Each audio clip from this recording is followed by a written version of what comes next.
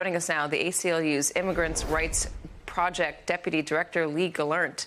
Lee, it's good to see you. It's been a little while. Yeah, thanks, Kate. How do you see what's playing out in the Senate right now, what's playing out on Capitol Hill in terms of immigration? Why do you think it would be disastrous to compromise? We are very concerned. These are not just changes to the immigration system. This is a fundamental reorienting of America's relationship to immigration. Let me just point out two places where the White House is signaling they would be okay. One is called nationwide expedited removal. That's just a fancy name for any ICE officer can walk up to someone and say, show me your papers, and decide if you haven't been here 2 years or not. If that person hasn't been traveling with their papers, they can then be detained and deported without any review within 48 hours based on a supervisor's signature. No one should doubt that that's exactly what the law is. The administration will tell you that's what the law does. They may claim they're not signaling it. We are hearing that they're signaling and they're okay with it. The only president who has tried that is President Trump. We went to court. We stalled it. President Biden came in and said he wouldn't do it again. I mean, think about what that would mean in Latino communities, other immigrant communities. People constantly worried someone's going to come up to them and say, show me your papers in the middle of the country. The other place where the administration is signaling is Title 42, exactly what, your guests have pointed out. Title 42 means no asylum. That means you're Christian, you're Jewish, you say I'm being persecuted based on my religion, no asylum whatsoever. Title 42 was extreme, but at least it was supposed to be temporary.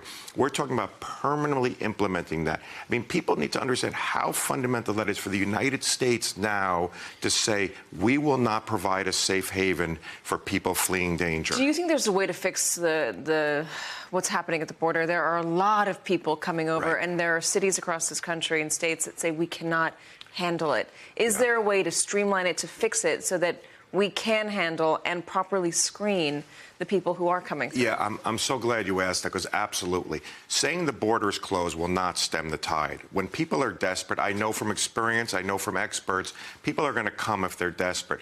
The administration unbelievably put out a rule to streamline it, not close, but they never implemented. They said they didn't have the money, and I think they thought it didn't sound tough enough. But what it would have done is shorten the deadlines, put more asylum officers at the border, and streamline the process. That's exactly what we've been calling for. No one is saying the system doesn't need fixing, but to say no more asylum, that is an unbelievable thing for President Biden to do. What about, what I mentioned a moment ago, and Mayor Adams here in this city has talked about this 6-month wait before migrants who have claimed asylum can start working.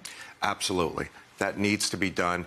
When you talk to these people, they want to work. They are desperate to work and to support themselves. They are they clearly are. They're here in the city. They're walking up and down the subway selling candy to try to make a few dollars. Absolutely. And every economic expert is saying we need people to do jobs. And so those are fixes. What it doesn't sound like is tough enough for people.